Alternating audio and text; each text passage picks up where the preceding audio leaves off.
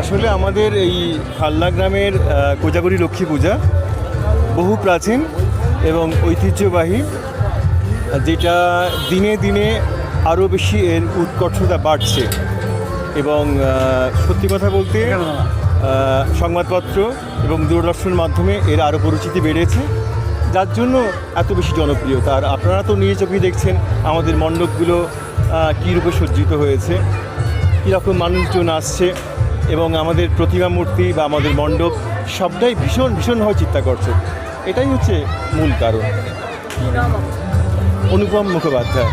কোন ক্লাবের পক্ষ থেকে চলছে এই? আমরা সবাই থেকে। পরিষেবা ভালো হয়েছে।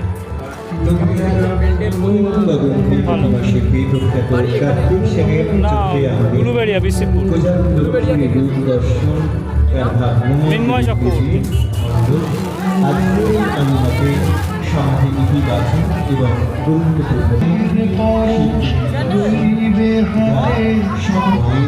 মণ্ডপ হয়ে উঠেছে প্রাণবন্ত, সেজে উঠেছে আমাদের কিছু কথা।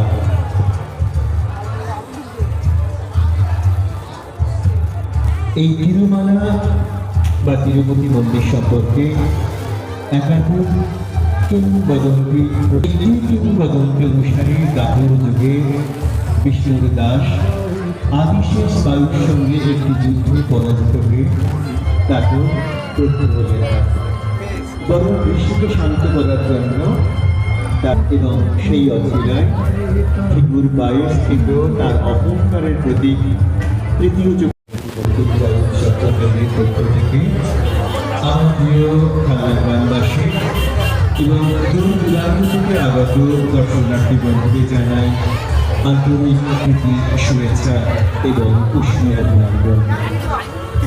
আজ কোজাগরী লক্ষ্মী পূজা হাওড়া জেলার খালনা গ্রামের একটি প্রাচীন ঐতিহ্যবাহী উৎসব, যা